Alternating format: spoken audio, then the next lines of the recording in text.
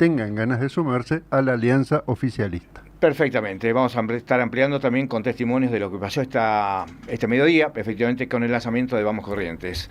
Economista de profesión, político concretamente desde hace 3 años como diputado, Martín Tetaz está con nosotros y le agradecemos su presencia porque en un rato va a estar hablando, como decíamos, aquí en Corrientes. Bueno, ¿qué tal? Buenas tardes, ¿cómo están? No te resulta nada raro, ¿no? Un estudio de radio. Estuviste uno de los mejores durante varios años. Es verdad, es cierto. Estuve en buena escuela, no me puedo quejar. ¿Y con qué referente? El número uno, claro. Con Jorge Lanata. Obviamente. Así es, así es. Y les traje un poquito de lluvia para mojar. Sí. Dijeron que faltaba. 200 milímetros nos cayeron. Y después les traje solcito. Así que no se pueden quejar. ¿Hace mucho que no estabas en Corrientes, Martín? Y el año pasado creo que fue la última vez. Siempre todos los años vengo por algún compromiso profesional o político, siempre. Ustedes no, por ahí, uno estando en la propia provincia, Corrientes es una provincia que tiene más actividad económica. O sea, uno viene tantas veces a Corrientes como va por ahí a Córdoba, a Mendoza, uno siempre piensa en las provincias más grandes, pero Corrientes es una provincia que tiene mucha actividad económica. Es muy interesante lo que decís, porque a veces se centraliza todo en Buenos Aires, claro, y por ahí se desconoce el movimiento concreto de cada distrito, ¿no? No, por supuesto. No, más allá tiene, por supuesto, mucha potencialidad. Ustedes lo saben mejor que yo, no voy a hablar, pero buena parte de la industria pastera que está radicada en Uruguay podría estar tranquilamente radicada en Corrientes. Así que le podría dar valor agregado a toda la industria maderera, hay un montón de potencialidades, más ahora en la economía que viene, ¿no? En una economía de servicios basados en la información, ustedes tienen una universidad muy importante también, o sea, todo, digamos, yo creo que vienen tiempos por razones no políticas locales o nacionales, sino más bien por razones de paradigma de producción en el mundo, vienen épocas que van a favorecer el desarrollo de la región.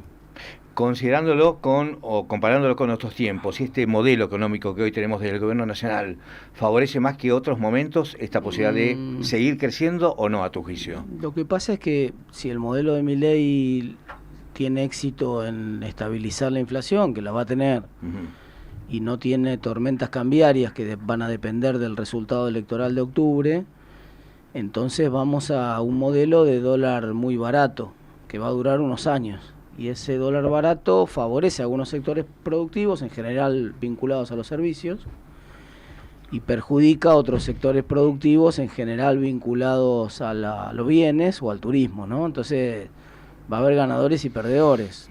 Pero sí, va a haber un modelo con mucho más crédito hipotecario del que hubo hasta ahora, porque no hubo, entonces va a haber un boom de crédito hipotecario parecido al del 2017-2018, eso puede apuntalar sectores que hoy están muertos, ¿no? Entonces vos mirás la construcción, vos pensás que construir un metro cuadrado sin contar la incidencia del terreno y sin contar el beneficio del desarrollador no baja de $1.500. Entonces, cuando vos contás todo, el terreno, el beneficio del desarrollador, etcétera, es difícil vender a menos de $2.500 el metro cuadrado. ¿Y qué propiedades, qué zonas pueden venderse a $2.500 por metro? Muy poco en la Argentina, inclusive en la Ciudad de Buenos Aires, una partecita de la Ciudad de Buenos Aires se puede vender a más de 2.500. La mayoría no sé, yo soy de La Plata. En La Plata se vende a 1.200, 1.300, 1.500 un metro cuadrado terminado, no te da la cuenta. Sí.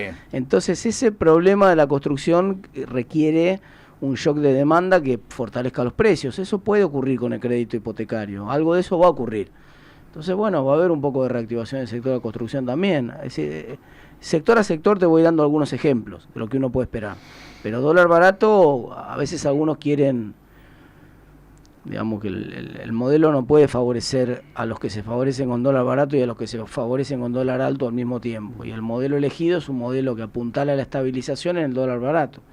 Por lo tanto, los sectores que vos ya sabes que se favorecen cuando hay dólar barato están festejando y los que se perjudican están complicados. ¿Y hay un modelo ideal donde por lo menos no perjudique a alguien? Absolutamente. El modelo ideal es un modelo donde el Estado, en vez de convertirse en una mochila, se convierta en unos patines, ¿no?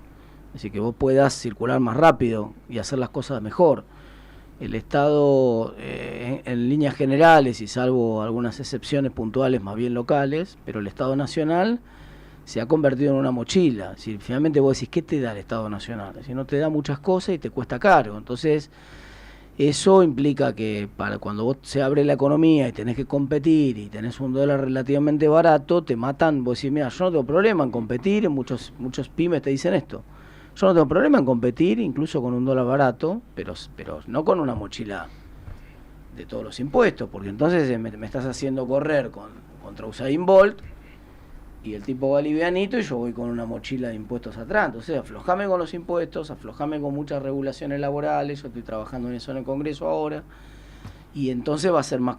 todas esas cosas son cosas que hacen beneficios a todos los sectores, que no son beneficios de un sector particular, sino que benefician a toda la economía, pero son las más difíciles, ¿no? Ahora, esa mochila de la que hablabas, Martín, involucra directamente a las provincias, porque independientemente de la mirada que tengamos sobre el Estado Nacional, después tenemos que necesariamente compatibilizar con cada administración subnacional, digamos. Claro.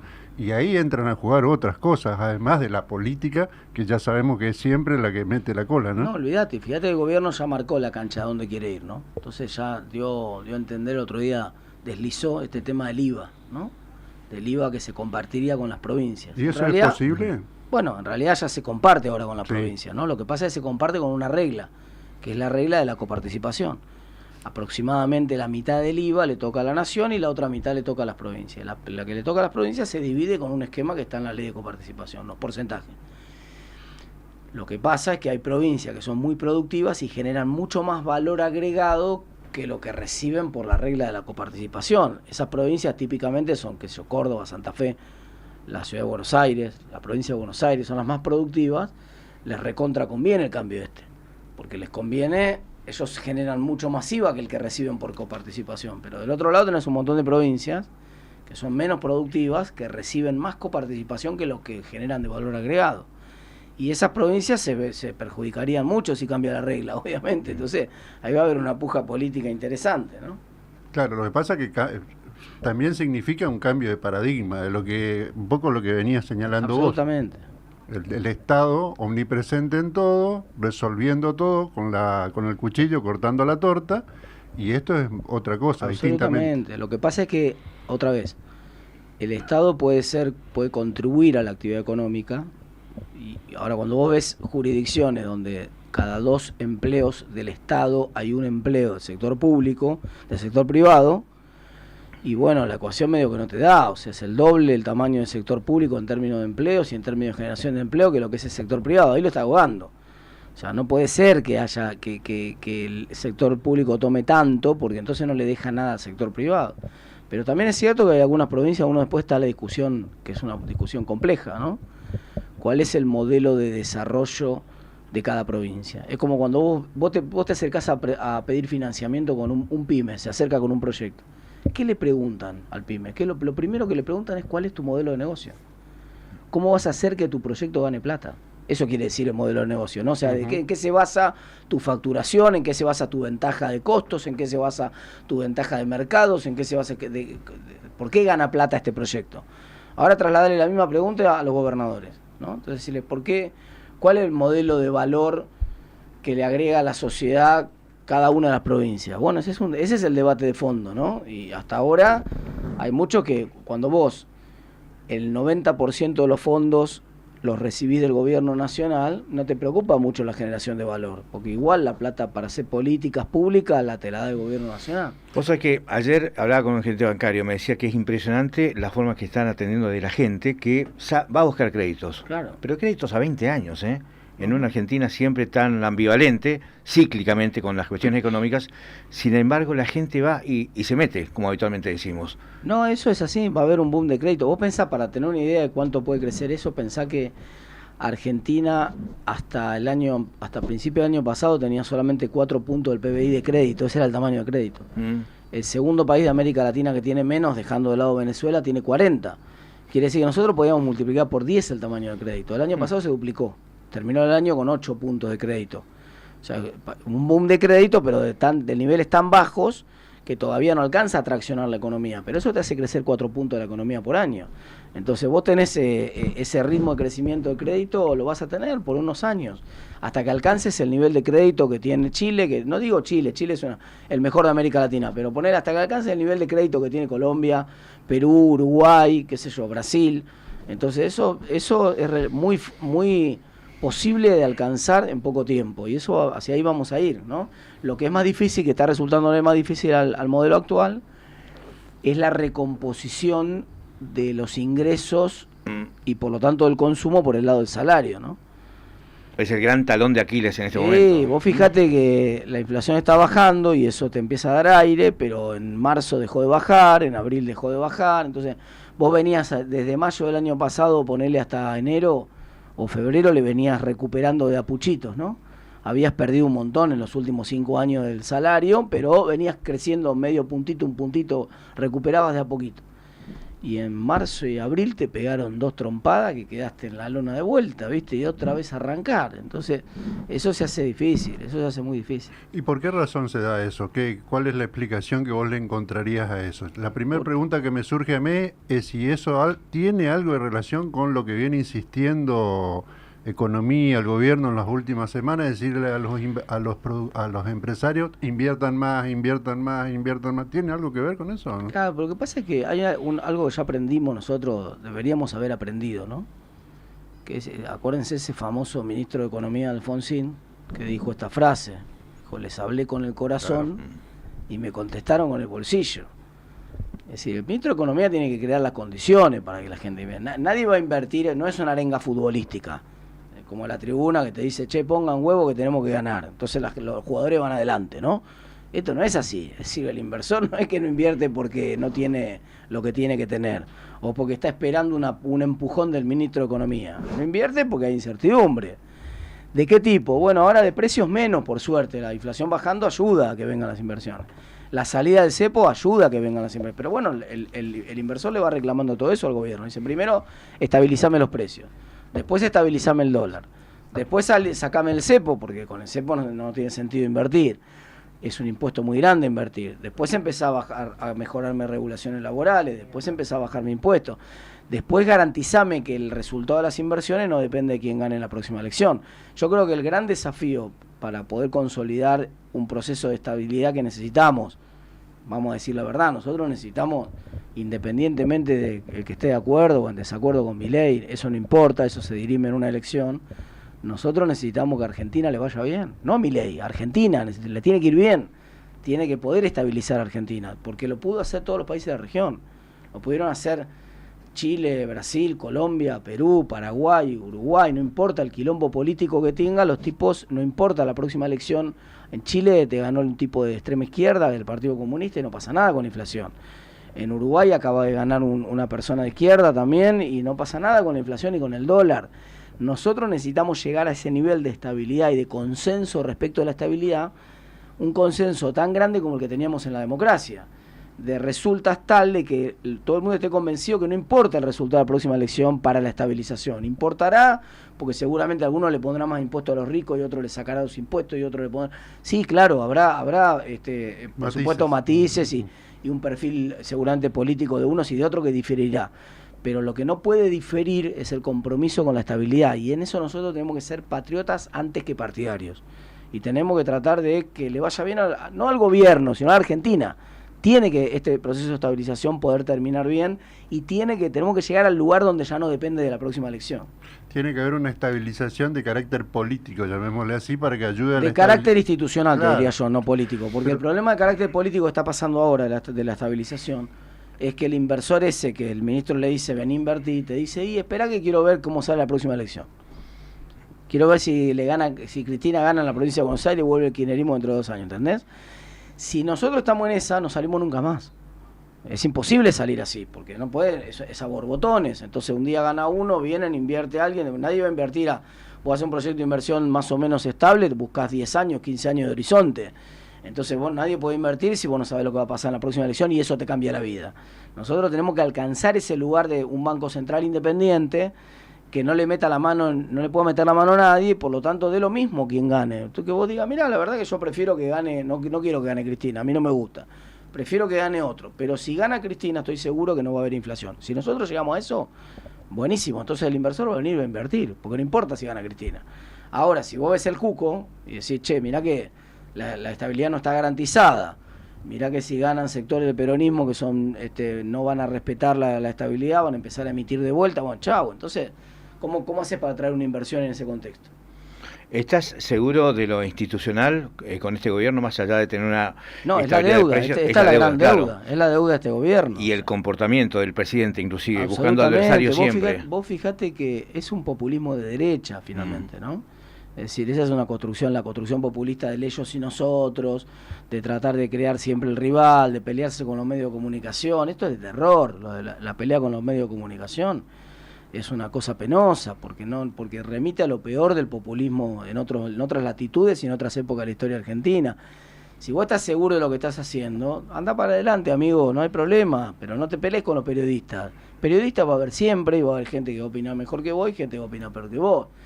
Defendé a los periodistas, porque vos cuando ves que se tratan de meter con el trabajo de los periodistas, era la ley de medios en el gobierno anterior, y te lo decían, vamos por los periodistas.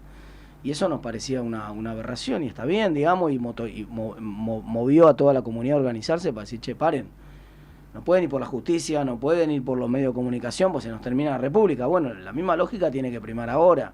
Es muy difícil construir institucionalmente con esa actitud, claro. Eso pone en duda, indudablemente, el republicanismo, digamos. Por eso vos sabés que te estaba por apuntar eso y justo nos fuimos para otra parte, pero me parece que tributa a todo lo que venís diciendo respecto del tema de la institucionalización, el hecho también de que cada uno de los que gobiernan no terminen siempre peleándose con el otro, eso que decías recién, encontrar siempre un enemigo. Porque ¿cuál es el peligro que tenemos y que ya lo vimos? Que le sale bien algo al gobierno y al día siguiente tenés una batería de imputaciones como si no sos mandril, sos... Bueno, ¿me entendés? Pero fíjate Perú, te pongo el ejemplo de Perú. Sí. ¿No? Perú es un caso interesante porque desde el punto de vista político ha tenido tanta inestabilidad como Argentina. Ha tenido grupos guerrilleros, ha tenido problemas de corrupción graves, ¿no? Un presidente incluso uno perseguido y condenado y el otro presidente de otro signo político distinto suicidado porque lo habían descubierto, ¿no? Sin embargo, cuando le dieron independencia al Banco Central, tiene 16 años el presidente actual del Banco Central, 16 años de carrera, ¿no? Obviamente. Sí. No, inamovible. Inamovible. No importa quién gane, si gana a la izquierda o gana a la derecha, porque está el mismo presidente del Banco Central y eso te da tranquilidad de que la moneda está estable. Y eso que hay mucha inestabilidad política en Perú. Entonces, lo que te quiero decir es, si vos construís la institucionalidad, entonces no necesitas tampoco... Vos decís, pero esto no va a terminar nunca, se van a matar en la política. No importa. Si vos lográs construir el paraguas de institucionalidad, te protege de eso. Ese es el desafío. Episodios como el que pasó esta semana en el Congreso, ¿juega dentro de los mecanismos legislativos o va un poco más allá realmente? ¿Qué opinión tenés? Juega dentro de los mecanismos legislativos, obviamente, ¿no? Se ganás y perdés las elecciones, la votación. Tocó perder. Ahora, obviamente, el mecanismo legislativo da señales cada vez que revela, como dice el presidente, ¿no? Revela acciones. Es decir, cuando vos votás de una manera, si vos votás acompañando al gobierno, como pasó con los senadores de Misiones, todas las iniciativas, desde la ley de bases hasta nombrar a los jueces, todo con el gobierno, y ahora de golpe votás en contra del ficha limpia, y la sospecha es grande, ¿viste? O sea, el movimiento, y encima es una decisión que lo favorece al gobierno en su construcción del enemigo político en la provincia de Buenos Aires, porque le gusta al gobierno competir contra Cristina, porque le permite unir a toda la oposición, entonces y le permite polarizar.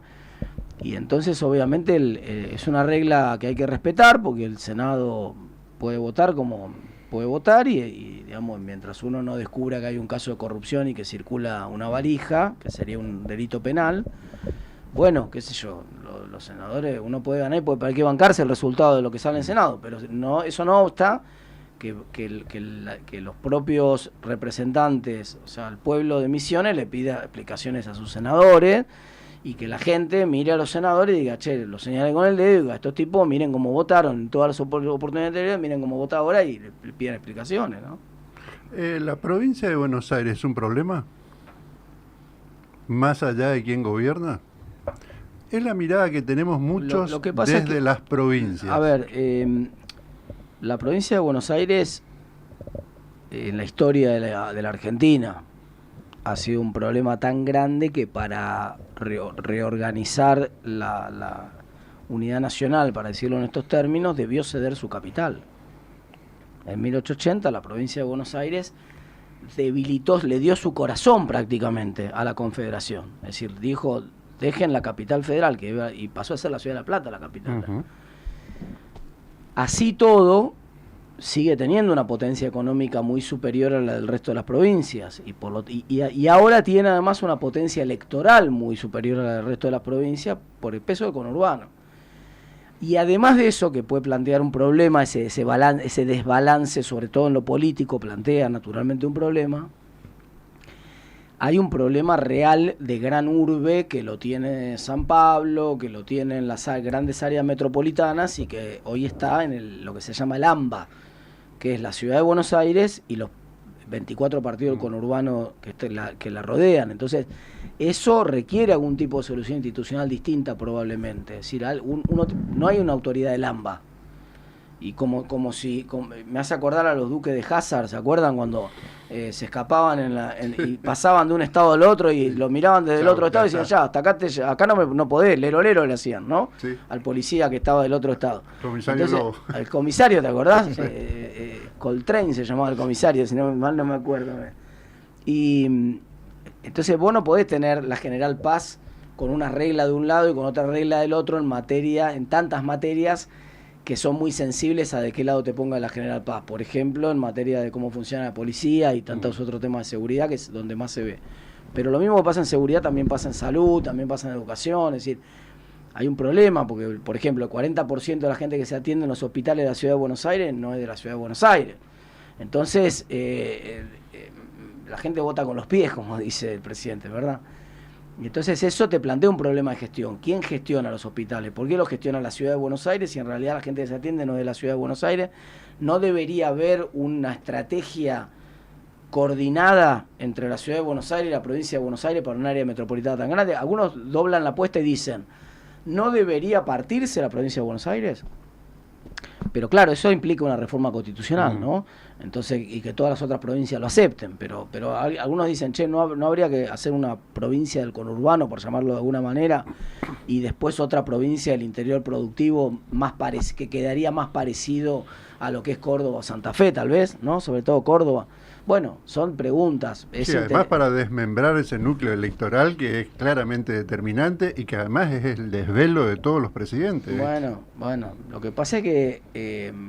define elecciones también, claro, un partido tan grande. Pero por más que ahí tampoco creamos en la fantasía de que porque vos lo partas en 8, el núcleo electoral es el mismo. Yo puedo agarrar La Matanza, que tiene 1.200.000 votantes, y puedo partirlo en 4, pero no voy a controlar ninguno de los sectores o no voy a controlar la mayoría de los votos de todas maneras, ¿no? Sos diputado nacional de la Ciudad de Buenos Aires, que dentro de 10 días va a elegir autoridades de una elección chiquita, si se quiere, pero notoriamente exacerbada por lo que ya conocemos en los últimos meses. ¿Qué piensas que puede pasar y hacia dónde quiere ir el gobierno, sobre todo? No me quiero meter yo por una razón de respeto, no me corresponde además, no me quiero meter en la política local, ¿no? Pero creo que hay una elección que va a dar la elección esta de Buenos Aires para todos, sobre todo los que somos radicales o pensamos más o menos, somos o éramos parte de lo que era Juntos por el Cambio, ¿no? Que tenemos que empezar a pensar. Que va a ganar Santoro en la provincia, en la Ciudad de Buenos Aires. Por habernos separado todos, por haber eliminado la institución de la PASO, que era una gran institución para organizar a las coaliciones, el resultado va a ser, como además el jefe de gobierno de la ciudad no tuvo la capacidad de unificar a todo el espacio republicano y liberal, para llamarlo de alguna manera, que era el espacio de Juntos por el Cambio, entonces va por separado, no solamente va el PRO por separado de la UCR y por la separado de la coalición cívica, sino que además el PRO va en 2 listas por separado, porque tienen la interna del PRO. Bueno, entonces el resultado es medio obvio, ¿no? Van a perder, chicos. Es decir, es como hay una anécdota que yo la cuento a veces, pero que es muy interesante, que es graciosa, pero lo ilustra muy bien, que era Ruggeri, lo ha contado Ruggeri, que cuando estaba el partido ese contra Brasil en el Mundial de 90, ¿se acuerdan, no? Que nos cagaban a pelotazo por todos lados, pegaban a pim, pum, pam en los travesaños, las pelotas. Sí. no la veíamos, ¿no? Entonces van al entretiempo y todos cabeza agacha encaran los jugadores para el túnel pensando ahora Bilardo nos va a putear a todos, ¿viste? Y Bilardo entra al entretiempo y no dice nada, se queda en silencio. Y todos los jugadores en silencio, era un velorio el vestuario, nadie decía nada, ¿viste? Pasan los 5 minutos, 10 minutos, Bilardo no decía nada, 15 minutos no dice nada, viene el referí y dice, che muchachos salgan, hay que jugar el segundo tiempo. Y encaran todo, y dice, bueno, no va a decir nada, encaran todo por el túnel para salir a la cancha, y Bilardo de atrás les dice, me olvidé de decirles algo. Si se la siguen pasando lo de amarillo, vamos a perder. ¿No? Entonces, ¿qué va a pasar? Si nosotros seguimos haciendo política, pasándosela a los otros, el resultado es que vamos a perder. Y lo que va a pasar en la Ciudad de Buenos Aires es que vamos a perder. Ojalá me equivoque yo, ¿no? Ojalá mi lectura sea equivocada. Pocas veces he querido equivocarme tanto como ahora. Pero lo más probable es que finalmente gane Santoro, nos gane kirchnerismo en la Ciudad de Buenos Aires por la falta de capacidad que hemos tenido de unificar el espacio de los que pensamos más o menos parecidos. Se replica lo de Juntos por el Cambio, en definitiva, lo que nos pasó, lo que les pasó, por decirlo así. Absolutamente, pero ahí por lo menos había una instancia que era la PASO, podías se dirimieron una PASO, después hubo otras incapacidades de unificar, pero la arquitectura estaba para ir todos juntos, no por uno por un lado, el otro por el otro lado. A vos, y además tampoco conducíamos, es decir, el ser oficialista en la Ciudad de Buenos Aires, conducir la Ciudad de Buenos Aires, lo mismo, por eso digo, valdría, otra vez, no me quiero meter en Corrientes, no es mi territorio, pero lo mismo valdría también para Corrientes, implica una responsabilidad mayor del jefe de gobierno de la Ciudad de Buenos Aires para unificar, porque es el responsable de que vayan todos juntos. Es decir, no es lo mismo cuando vos estás en oposición, uno quiere hacer una aventura y por un lado, bueno, qué sé yo, más difícil disciplinarlo, ordenarlo, o acordar o dialogar o unir las cosas, pero cuando vos conducís tenés una responsabilidad extra. Esa responsabilidad extra es que no puede permitir que vaya cada uno por separado, tenés que tratar de hacer el máximo esfuerzo posible y un poco más para mantener la unión, porque si no perdés, y esto es lo que va a pasar. Y en ese contexto, Martín, dentro de todos los gobernadores radicales que están hoy gobernando, tienen un buen posicionamiento en general, incluyendo al gobernador de Corrientes, claro está. ¿Cuesta o duele ver a la Unión Cívica Radical hoy, donde todas las consultoras marcan un 2-3% de intención de voto a nivel nacional, en el lugar que se encuentra hoy? Pero vos fíjate que hay un denominador común entre los gobernadores radicales, ¿no? Primero, no siempre gobernaron, ganaron en distritos donde veníamos perdiendo y pudieron ganar o pudieron recuperarse. Todos los gobernadores radicales, te guste más, menos algunos, todos tienen vocación de poder, vocación de transformar, todos tienen un mapa en la cabeza de lo que quieren hacer en su distrito y de por qué tienen que... Todos hacen en su distrito lo que tendríamos que hacer nosotros a nivel nacional, que es donde estamos fracasando, ¿no? Uno que le pide a una organización nacional, a un partido nacional, uno le pide que trabaje para garantizar la gobernabilidad de los que ya están, ¿no? Entonces los gobernadores, pero también los intendentes, todos los que tienen alguna responsabilidad ejecutiva que estén respaldados, pero en segundo lugar que también trabaje para aumentar esa base de sustentación, o sea, para identificar 3, 4 provincias donde podemos ir a disputar competitivamente para en vez de ser 5 ser 8 los gobernadores radicales. Identificar municipios donde estamos cerca de ganar, donde tenemos alguna chance de ganar si nos organizamos bien y vamos a apoyar esos municipios, vamos a apoyar esas provincias donde tenemos candidatos que pueden ganar. Entonces, tratemos de ampliar la base de sustentación. Y número 3, tratemos de promover para que los que son intendentes puedan ser ministros de un gobierno provincial más tarde y poder gestionar, o gobernadores, para que los que son gobernadores puedan ser ministros de un gobierno nacional más adelante, o presidentes, ¿no?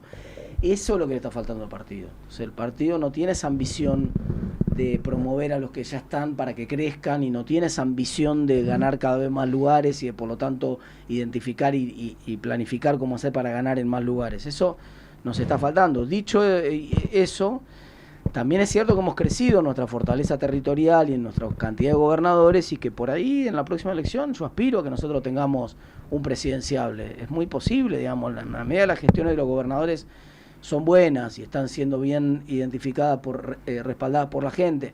Bueno, es un respaldo fuerte que permite soñar con la posibilidad de construir una candidatura nacional. Da la impresión, como que no hay una suficiente conexión entre la conducción nacional y esos gobernadores que decís vos. Bueno, como que está faltando algo. es un poco evidente, ¿no? Es decir, pero también después no importa, analizaremos hacia adentro por qué pasó eso, pero cuando uno mira los gobernadores cómo están coordinados o no coordinados, y lo que pasa en el Congreso, bueno, evidentemente esa desconexión está, eso que decís vos es un dato de la realidad, ¿no? Sí. Luego habrá que analizar las responsabilidades, pero es un dato de la realidad eso que vos estás marcando, ¿sí? ¿Y hay correlato, por ejemplo, entre la estrategia de esos gobernadores respecto de la representación legislativa? Me imagino que sí con sus representantes de provincia, pero con el resto, ¿o ahí también hay como un déficit?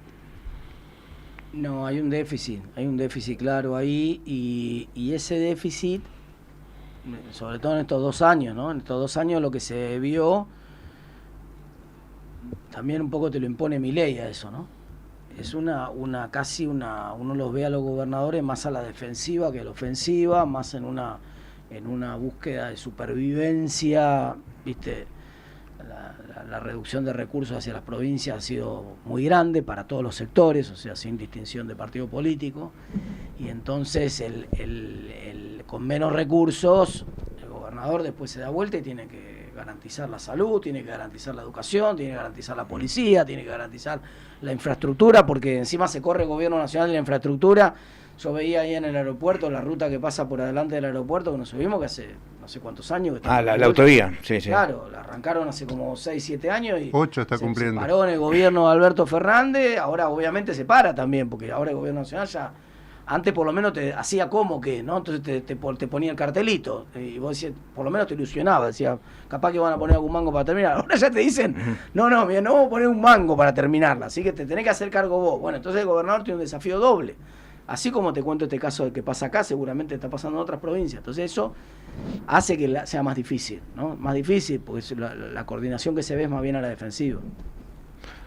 ¿Lo conocías de antes a Milei? ¿Tenías trato con Sí, el ahora claro, presidente? Por supuesto, es colega, es que es economista, así que hemos participado en muchas actividades académicas juntos, éramos amigos, sí. ¿Este presidente es el mismo que conociste antes o te sorprendió en algo?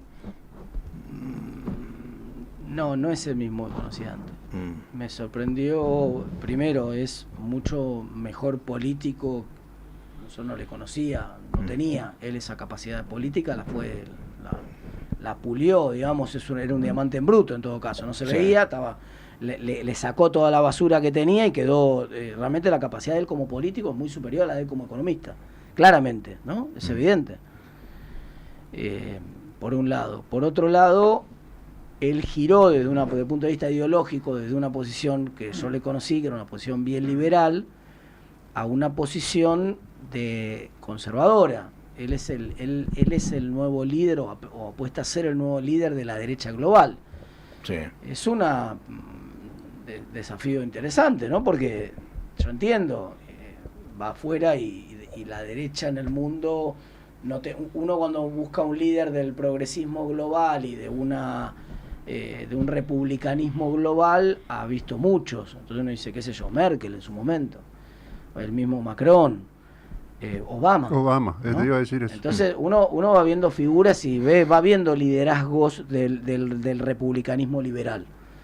Pero los conservadores no tenían un líder global.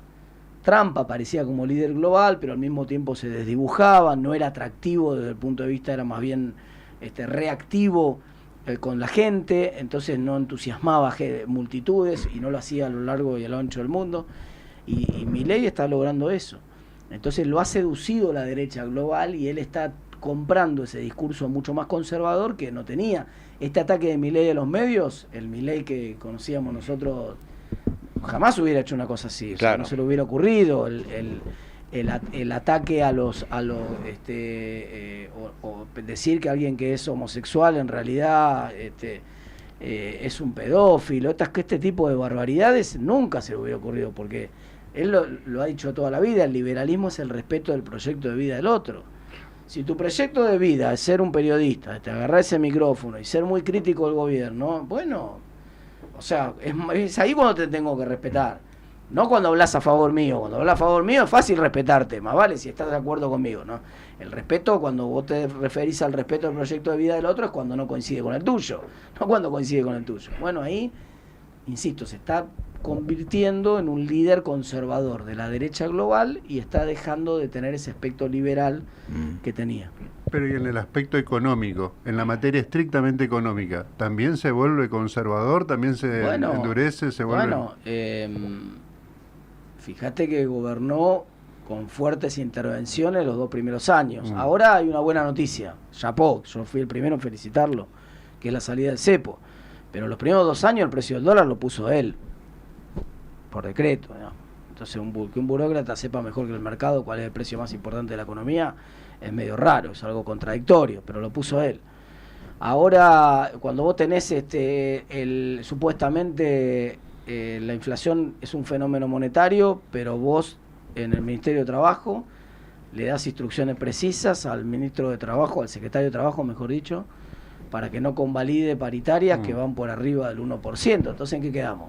O sea, ¿por qué no dejás que libremente en la paritaria los empresarios y los gremios se pongan de acuerdo en cuáles, si quieren pagar 3, que paguen 3? Es un problema de ellos. Eso no tiene ningún impacto en la inflación. ¿Por qué no dejás que sea libre la determinación del salario? ¿Por qué aumentaste de vuelta el impuesto a las ganancias? Si pusiste de vuelta el impuesto a las ganancias para las personas, si supuestamente lo había votado 15 días antes para eliminarlo, claro, estaba en campaña entonces, ¿no? Pero no era que estaba en campaña. El argumento de eliminar el impuesto a las ganancias, si bien fue raro porque terminó votando con Massa, era coherente con su línea filosófica. Yo quiero que haya menos impuestos, no más, y por lo tanto me ofrecen votar para eliminar un impuesto, aunque muchos decíamos, ese no es el primer impuesto que hay que eliminar, hay otro que hay que eliminar, pero no importa. Era filosóficamente correcta la posición de decir, mira, yo estoy con que hay que eliminar impuestos. Pero te diste 3 doritos después, como dicen los pibes ahora, volviste a poner impuesto a las ganancias. Eso tampoco tiene mucho de liberal. Entonces, hay algunas cosas donde le cuesta soltarla, y bueno, ni hablar con la independencia del Banco Central, quiere seguir teniendo manejo del Banco Central, y pone a una persona de su confianza a manejar el Banco Central. Eso es exactamente lo contrario de lo que haría cualquier economista que fuera realmente liberal, ¿no? Martín, la Argentina no se debe un debate más calmo, más tranquilo, más profundo, además también, si es que el destino es realmente capitalista liberal o alguna otra forma intermedia. Y además, te lo agrego, al radicalismo también no le cabe esa discusión. Esas son las grandes, lo que yo digo, las discusiones saldadas en el mundo, ¿no? Es como, voy a utilizar una frase que era de Washington, ¿no? Cuando le decían, que después se la atribuyen a Churchill, era de que cuando le decían todos los problemas que tenía la democracia, el tipo te decía, sí, tiene razón, sí, entonces le decían los tipos que le decían todo eso, el tipo no, dice, lo que tiene razón, la democracia tiene un montón de problemas, lo que pasa es que todos los otros sistemas son peores. Entonces acá pasa una cosa parecida. Es decir, cuando uno piensa en los problemas del capitalismo, uno dice, ¿tiene problema el capitalismo? Sí, claro, tiene problema el capitalismo, pero ¿vos conocés algún otro sistema que funcione mejor que el capitalismo? No, todos los otros sistemas son peores. Ahora, ¿dónde está la discusión en el mundo? Digamos, cuando uno mira el mundo, ¿dónde está la discusión en el mundo? La discusión está entre 2 modelos que funcionan. Uno es el modelo nórdico, que funciona, que a mí me gusta, que es un modelo donde el Estado tiene una función en términos de oportunidades, de crear oportunidades.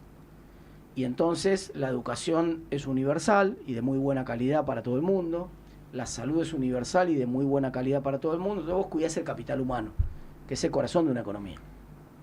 Pero después sos absolutamente liberal en la propiedad privada, o sea, cada uno hace con su plata lo que quiere, vos no le decís a la gente en qué tiene que invertir, ni le decís cómo tiene que producir al productor, no te metés en la fábrica. Es decir, es una economía con mucha libertad. De hecho, está entre los rankings, entre los primeros 10 países, Dinamarca, Suecia, estos países están entre los primeros de mayor libertad económica del mundo en todos los rankings de libertad económica. Pero claro, ese es un sistema que funciona con muchos impuestos también, porque hay que sostener la educación universal, la salud universal, el sistema de seguridad social. Pero funciona. Y después tenés el otro modelo, que es el modelo más anglosajón, que lo tenés en Australia, en Nueva Zelanda, en Irlanda, y que es un modelo que funciona con un Estado mucho más chico, donde no hay provisión universal de educación, ni de salud, ni de seguridad social, cada uno se paga la educación que puede, la salud que puede, pero también funciona bien, ¿no? Son los dos son capitalistas, uno es un capitalismo que se llama más renano o un poco más europeo, y el otro es un capitalismo más anglosajón, pero son los dos capitalismos que funcionan. Yo creo que nosotros tenemos que ordenar la discusión ahí. Y entonces yo te respeto si vos estás en una posición, yo estoy en la otra. Bueno, los dos queremos pues que le vaya bien a la sociedad, pensamos distinto de cómo tiene que ser el modelo, pero son dos modelos que funcionan. El problema de Argentina histórico es que nosotros siempre queremos inventar el tercer modelo que no funciona en ninguna parte del mundo. Pero nosotros queremos inventar, por ejemplo, ahora la gran novedad de Milei, que Milei quiere inventar un modelo a largo plazo, en su tercera etapa, sin Estado, anarcocapitalista, ¿no? Y uno dice, pero escúchame, ¿funciona algún país con un modelo anarcocapitalista? No. La izquierda extrema te dice lo mismo, pero por otro argumento, ¿no? Te dice hay que terminar con el capitalismo y hay que ir a un sistema que en realidad, vos decís, pero eso que están proponiendo ustedes, ¿funciona en alguna parte? Como para que nosotros podamos decir, bueno, mirá, no, pero en realidad no funciona, pero bueno, ya está. No estamos en condiciones, después de la tragedia que han sido los últimos 80 o 90 años en Argentina, la oportunidad de desarrollo que hemos perdido, los 40% de personas que están bajo la línea de pobreza, el 60% de los pibes que están debajo de la línea de pobreza y con peores oportunidades, nosotros no estamos en condiciones de hacer experimentos. Basta, tenemos que elegir.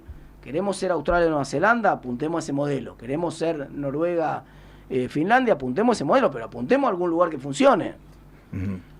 Para ir cerrando, Martín, y para Doña Rosa fundamentalmente, como todos los argentinos, ¿no?, que hemos estado estigmatizados en los últimos años con la inflación, esos valores de 10, 12, 15, 20% mensuales, ¿ya fue?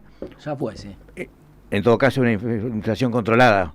Sí, el 3% de inflación que hubo, ahora se va a conocer la semana que viene el número de inflación de abril y va a dar otra vez alto, va a dar 3 y pico. Eso es un desastre, ¿no? Es un desastre, sí. 3 y pico de inflación, no es para nada para festejar, ¿no? Sí. Nada para festejar. Con paritarias a 1% mensual, por supuesto que estamos. Y además con mal. Eso peor todavía. Pero aunque no hubiera, aunque las paritarias fueran igual que el crecimiento de la inflación, sería un desastre igual. Entonces, pero claro, estuvimos tocando el arpa de la hiperinflación, sí. ¿No? Con una inflación de 25% en diciembre del año 23, 20% en enero del año 24, después 12, después 8, después inflaciones, digamos, tremendas, ¿no? Entonces eso pasó, ya está. Pero no está todavía ganada la batalla de la inflación. Cuando el gobierno en la campaña electoral de la ciudad dice, derrotamos la inflación. No, pará, flaco, no derrotaste nada. No, saliste de terapia intensiva, sí, pero no te hagas el canchero, que no todavía estás en el hospital. Martín Tetaz, en un rato va a estar hablando justamente en el Comité Central de la Unión Cívica Radical, propuesta de la UCR para un modelo de crecimiento con inclusión social. Muchas gracias por venir, por este tiempo. Muchas gracias, muchachos, nos vemos la próxima. Gracias, Martín Tetaz con nosotros aquí en Sudamericana. Ya venimos. Estás escuchando Buenas Tardes País. Buenas Tardes País, con Daniel Toledo.